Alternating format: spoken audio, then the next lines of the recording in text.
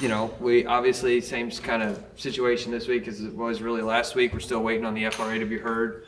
It appears there's some sort of standoff going on between the House and Senate over the defund bill versus the FRA bill, and I try not to get too much into what they fight over, but obviously there's a clear problem or disconnect between the House and Senate on what's going to go first or happen or how they're going to work through these next few weeks. So we'll do our best and stay tuned, but we're ready and willing to pass a clean FRA, pass a balanced budget as our constitutional duty, and move on with whatever it is we need to do. With that, take any questions. Is the plan to get FRA done and then get to the budget? I think that depends on what hour of the day it is. Truthfully, I mean, I think ideally the situation is it's really hard to balance a budget without knowing if you have $4.5 billion in it, and it's the glaring, no pun intended, elephant in the room. It's really hard for, I think, the appropriations chair to go into committee and do markup if in fact he doesn't know if there's $4.5 billion in there or not. And for all the people that say, well, just get it out and deal with it later, well, that's really kind of not the process, right? So if in fact they voted out of committee with the $4.5 billion in it, assuming the FRA will pass, if you change it, you'll have to change it on the floor with the committee sub, which circumvents the entire committee process, right? So you're basically going to cut $4.5 billion in a committee sub if, in fact, you can't pass an FRA with no help from the committee. So I understand the appropriations chair position and wanting to have that issue resolved before he goes into markup, and hopefully we can get it resolved. We're ready and willing to work and do what we need to do to help pass a clean FRA, keep our rural hospitals open. Are you concerned that the compressed time schedule for the budget will impact what Democrats can get into the budget, what kind of priorities that you want if you don't have time? Look, some of that is kind of worked behind the scenes in some regard. I mean, if you're a Democrat or Republican, whomever it might be, and you want to try to get something in a budget for a project or whatever, you should have had conversations with the budget and appropriation chairs a long time ago, offline, obviously. The first crack is always in the committee, right? They're there, they get to offer the amendments down in the committee. So, but yeah, I would argue, the floor debate and the time schedule doesn't really bother trying to get something into the budget. Now, whether or not it can make it through the process or whatever it might be, but you should have already had a lot of conversations about it, and then committee will decide, body will decide, and we'll go from there. What's the level of concern that the FRA isn't going to get done? Like, have you heard from hospitals at all that are starting to get concerned? Since this is a constitutionally one of the longest sessions you can have, I think there's a lot more time than people are giving credit to it if in fact you're just focusing on the FRA and budget.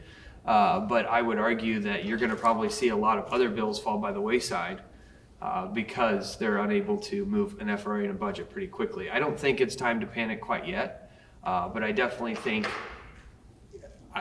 I was pretty certain we were going to go to something this week, even if it wasn't resolved, but spend a lot of time on it. Obviously that didn't happen.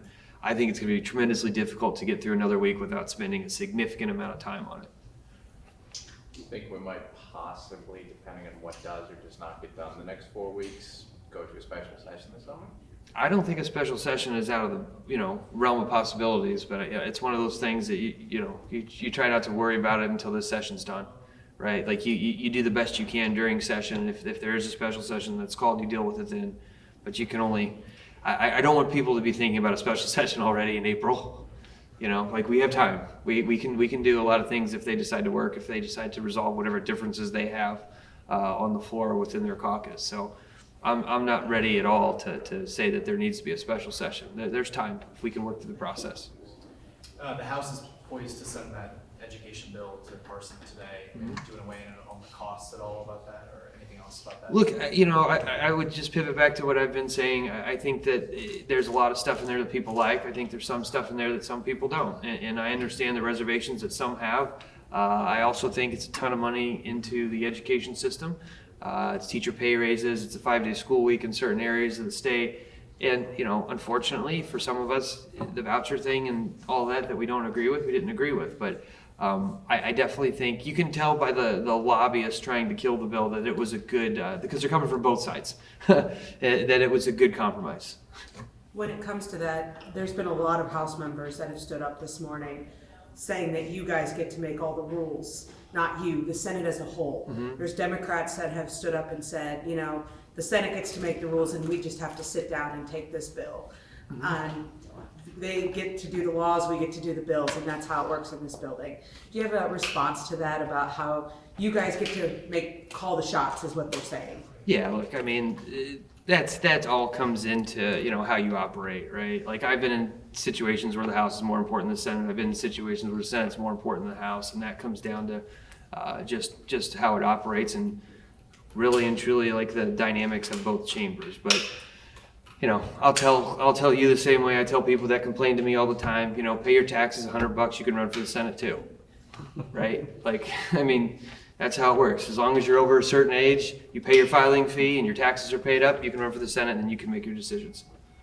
All right, thank you. One question, and maybe it's for Senator Beck. I was in the Senate when you made the comment this morning, so you might have to, or I was in the House when you made the comment this morning, so I was listening virtually. Were you upset that there was a silver and gold bill on the floor today for perfection instead of the FRA? What were you saying about the silver and gold bill that you were talking about perfection? Well, I don't think I'm alone in this. I think it's bipartisan, because I had talked to some of my colleagues on the floor there that I think it's completely ridiculous that we're perfecting a Senate bill on gold and silver on a Thursday when we could have, all week long, we could have been talking about the FRA like Senator Rizzo just mentioned, the things that are important to the people of this state to try to go forward to get a budget. But we're perfecting a Senate bill 4 weeks out on gold and silver on a Thursday. And that is frustrating in itself. Senator Rizzo, I just want to ask, there was the news about Senator Razor last week. With you terming out and Senator Arthur terming out, I mean, could you talk a little bit about what leadership for you No, is look yeah, like? the turnover is going to be a lot. I mean, it's going to be a lot in general in the Senate next year, just between the people that are running for other offices, the people that are term limited out. You've got some people who are not running for re-election. There's going to be a tremendous turnover, and I think Kansas City is, you know, losing a lot of, you know, brain drain from the Kansas City area, right? Like, just a lot of experience in this chamber, a lot of experience in this building is going away.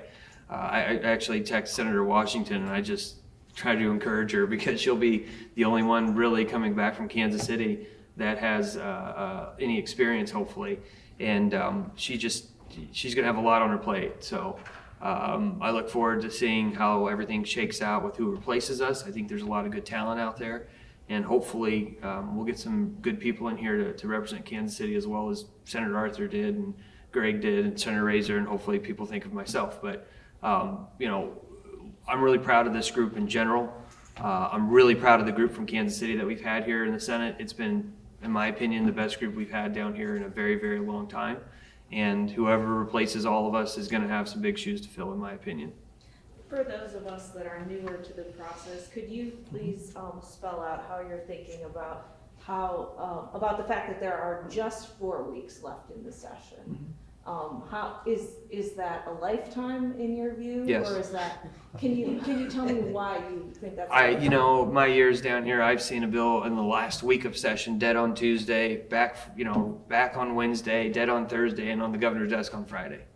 So, you know, everything depends upon will, right? I mean, it all depends on the will of the body. This body can put the gas pedal down if it wants to. It could hit the brakes if it wants to. And it just depends on the will of the bodies and really and truly the direction of leadership in both chambers, how fast they want to go, what their priorities are, and what's important to them.